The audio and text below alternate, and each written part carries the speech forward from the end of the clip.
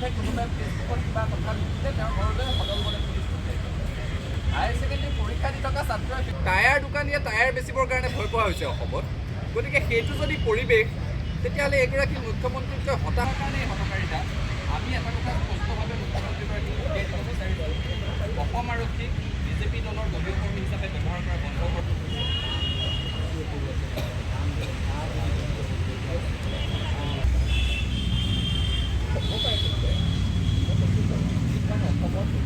আন্দোলন যুদ্ধ কৰিব পৰা নাই, তাত কোনোবাই হুংকাৰ দিলে আৰু আন্দোলন তেখেতসকলৰ কথা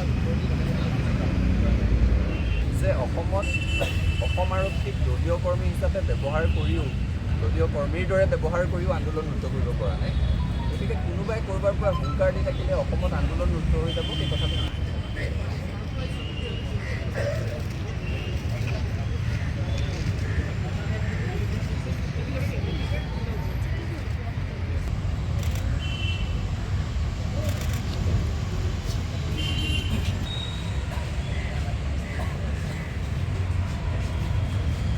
সন্থা আৰু 30টা জনগোষ্ঠীয় সংগঠনে নাগৰিকত্ব সংশোধনী আইনৰ বিৰুদ্ধে ধাৰাবাহিকভাৱে আন্দোলন অব্যাহত ৰাখিছোঁ।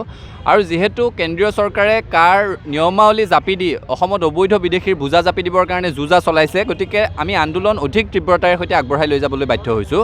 ইতিমধ্যে সমগ্ৰ ৰাজ্যজুৰি বিশাল বাইক শোভাযাত্ৰাৰ জৰিয়তে ৰাইজৰ মাজত সজাগতাৰ সৃষ্টি কৰা হৈছে আৰু একে সময়তে চৰকাৰক সকীয়াই দিয়া গৈছে যে অসম উত্তৰ পূৰ্বাঞ্চলৰ মানুহে কা মানি লোৱা নাছিলে, কা মানি নলয়। আৰু যিটো দিনত দেশৰ প্ৰধানমন্ত্ৰীগৰাকী আহি অসমত প্ৰৱেশ কৰিছিলেহি, সেইগৰাকী প্ৰধানমন্ত্ৰী যি পশ্চিমবংগৰ লোকসভাৰ আসনকেইখন দখলৰ স্বপ্নত সমগ্ৰ দেশত কা জাপি দি অৰাজকতাৰ সৃষ্টি কৰিলে। অসমত 5গৰাকীকৈ নিৰীহৰ তেজেৰে এটা গণতান্ত্ৰিক আন্দোলনত ফাকু খেলা হ'ল। গতিকে সেই ব্যক্তিগৰাকীয়ে আহি অসমত প্ৰৱেশ কৰাৰ দিনটোত আমি কা বিৰোধী আন্দোলনৰ 5গৰাকী শ্বহীদক শ্ৰদ্ধাৰে সৈতে স্মৰণ কৰি তেখেতসকলৰ প্ৰতিচ্ছবিত বন্তি প্ৰজ্বলন কৰি পুনৰ সংকল্প লৈছোঁ যে কা কোনো কাৰণত মানি লোৱা নহয় আৰু কাৰ বিৰুদ্ধে ধাৰাবাহিক প্ৰতিবাদ অব্যাহত ৰাখিব। আৰু আজিৰ দিনটোত পুৱা 6 বজাৰ পৰা সন্ধিয়া 6 বজালৈ সমগ্ৰ অসমৰ প্ৰতিখন জিলা সদৰত আছু 30 জনগোষ্ঠীয় সংগঠনে অনশনৰ কাৰ্যসূচী ৰূপায়ণ কৰিছোঁ। আৰু আমি ইতিমধ্যে ঘোষণা কৰিছোঁ যে কাৰ নিয়মাৱলী বলবৎ কৰাৰ লগে লগে আমি তাৰ প্ৰতিলিপি দাহ কৰিম আৰু তাৰ পিছদিনাখনেই সমগ্ৰ ৰাজ্যজুৰি জোৰ সমদল বাহিৰ কৰিম আৰু তাৰপিছত ধাৰাবাহিকভাৱে সত্যাগ্ৰহৰ কাৰ্যসূচী গ্ৰহণ কৰা হ'ব।